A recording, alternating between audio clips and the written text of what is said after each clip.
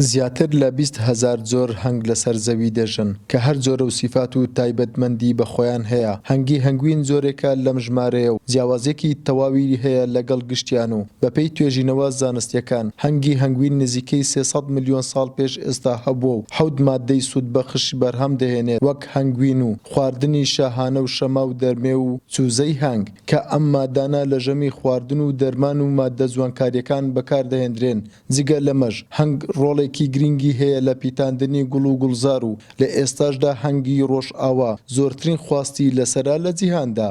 هەنگ هاوشێوەی مرۆڤ کۆمەڵایەتیە و پورە هەنگ لە شاهەنگ و کارکەر و نێرە پێک دێت. یەک پورە هەنگ نزیکەی 80,000 هەنگ لە خۆ دەگرێت کە بەم شێوەیە دابەش دەبن. یەک شاهەنگ و 300 نێرە و 50,000 کارکەر و 29,000 کرمۆکە و 6,000 هێلکە. شاهەنگ کە گەورەی و سەرۆکی پورە هەنگە 5 ساڵ تا 7 ساڵ دەژیت بەڵام تا 2 ساڵ کارا دەبێت و لە بەهاردا کە کاتی چالاکیە ڕۆژانە نزیکەی 3,000 گەرا دادەنێت و شاهەنگی باشیش ڕێژەکەی زیاتر دەبێت بەڵام لەگەڵ دوورکەوتنەوە لە وەرزی بەهاردا ئەم چالاکیە بە ڕێژەیەکی زۆر کەم دەبێت. بە جۆرێک لە مانگی کانونی یەکەمدا ڕۆژانە تەنها 25 هێلکە دادەنێت. شاهەنگ لە ژیانیدا 2 جار لە پورەکەی دەردەچێت. جاری یەکەم پێش پیتاندن بۆ ئەوەی شارەزای جوگرافیای ناوچەکە بێت و وەجاری دووەم بۆ پیتاندن دەردەچێت کە 10 بۆ 20 نێرە دەبێت و زیاتر لە 170 ملیۆن سپێرم وەردەگرێت بەڵام تەنها توانای دەرکردنی 5 بۆ 6 ملیۆن سپێرمی هەیە لەناو کۆ ئەندامی زاوزێدا. سەبارەت بە گرنگی هەنگکە هەنگی هەنگوینیش لە ناویاندایە.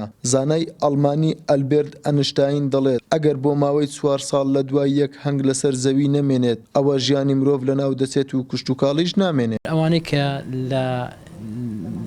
کە زیاتر پشتی پێدەبەسرێتن بۆ بەرهەمهێنانی هەنگوین تەنها زۆرێکە کە پێی دەوترێتن هەنگی ڕۆژئاوا واتە هەنگی نەحل ئەپیس میلیفێرای پێدەوتن. ئەو ئەپیس میلیفێرایش چەند جۆرێکی هەیە، چەند سولالەیەکی واتە چەند ڕەگەزێکی هەیە کە ئەو ڕەگەزانە بە پێی جوگرافیەتەوە دابش کراون کە هەندێکیان بە ناوی شوێنی ئەفریقی، هەندێکیان بە ناوی ئەوروپی، هەندێکیان لە نێوان هەردوو لایەنە کە ئەمەش کۆمەڵێک هەنگ دەگرێتەوە ئەو هەنگانێک کە لە وڵاتاندایە وەک هەنگی سووری، هەنگی عێراقی، هەنگی میسری، هەنگی ئەنادۆلی، هەنگی کرنیۆلی، هەنگی قەوقازی، هەنگی میدیا، هەنگی ئادەم.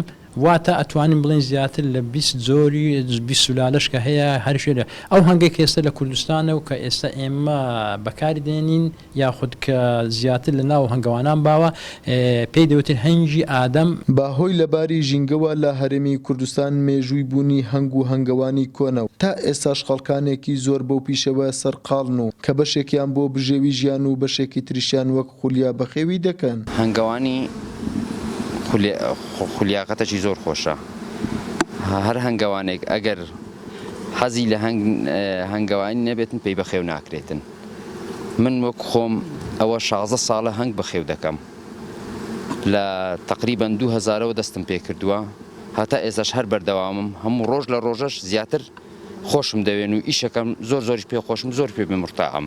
لە سەرەتای بەهار و دوایینەمانی سەرما و سۆڵەی زستان هەنگ دەست بە جموجۆڵ دەکات. لەگەڵ پەیدابوونی گوڵ و بەرزبوونەوەی پلەکانی گەرمە چالاکیەکانی زیاتر دەبێت و وردە وردە گەرا دادەنێت لە ناوشانەکەیدا. دوای ماوەیەک پورە یاخود شڵخا دەردەکات. دوای ئەو چالاکیەش دەست دەکات بە کۆکردنەوەی هەڵاڵە و شیلەی سەرگوڵەکان بە مەبەستی دروستکردنی هەنگوین. هەنگەوانانیش بۆ ئەوەی هەنگەکانیان بە بەردەوامی لە ناو گوڵ و گوڵزاردا بن قۆناغ بە قۆناغ لە گەرمێنەوە هەنگەکانیان دەگوازنەوە بۆ کوێستان بە دوای ئەو شوێنانەدا دەگەڕێن کە گوڵ و سەوزایی لێ و ئاو هەوای سازگارە. لە ناوەڕاستی مانگی ئابیشەوە دەست دەکرێت بە وەرگرتنی هەنگوین لە پورە هەنگەکان و وەرزی هەنگوین دەست پێ دەکات بەڵام لە کاتی وەرگرتنی هەنگویندا ڕەزاوی پورە هەنگەکان دەکرێت و بەشێک لە هەنگوینەکە بۆ هەنگەکان جێ دەهێڵدرێت بۆ ئەوەی ببێت بە خۆراکی زستانە. ئێستا عالیان لە ئاجیۆمەرانن کاتی بڕینەوەیە بەڵام لە کاتی مانجی 12 بەرەودستان دەچین دەیبینەوە خوارێ منتیقەی دەوراپشتی هەولێرێ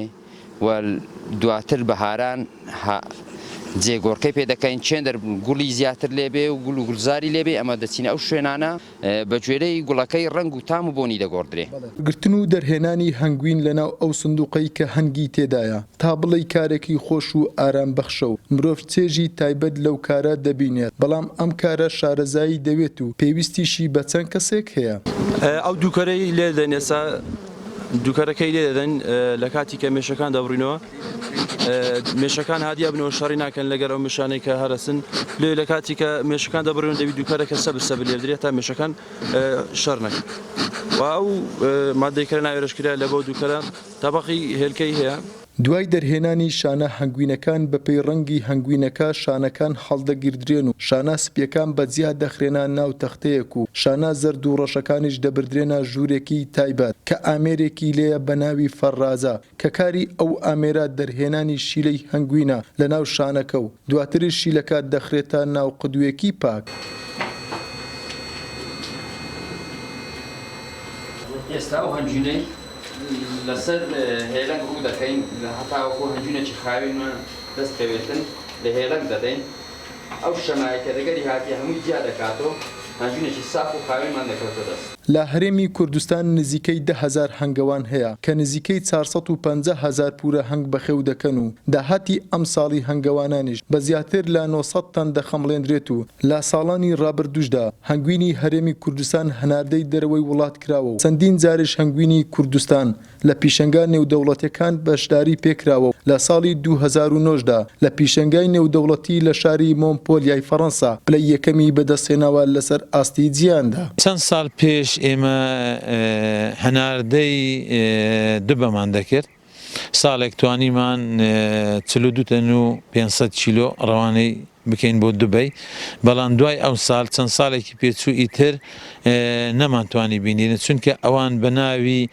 هەنجینی ئەسەل جەبەل شێخ تەعبیان دەکرد قوتوبەندیان دەکرد ئێمەش داوامان لێکردن ئەبێ بە ناوی کوردستانی بۆیە ئیتر نەماندا پێیان هەناردە نەکرا بەڵام ئەم ساڵ نزیکەی تەنێک و 200 کیلۆی دیکەمان ڕەوانە کردووە. بەپێی وتەی شارەزایانی بواری هەنگەوانی بێت بەهۆی گونجاوی کەش و هەوای کوردستان جێگای 1 ملیۆن پورە هەنگ لە خاکی هەرێمی کوردستان دەبێتەوە. جیا لەو پورە هەنگانەی کە لەلایەن هەنگەوانان بە شێوەی جیاجیا بەخێو دەکرێت لە چیاکانیش پورە هەنگ هەیە کە خۆیان دەژین و خۆراکیشیان بریتە لە شیلە و هەڵاڵەی گوڵ و گوڵزار و هەنگوینەکەشیان تەواو سروشتیە و لەلایەن مرۆڤەوە داخوازیەکی زۆری لەسەرە. ڕامەڵ ئەحمەد NRT باڵەکایەتی.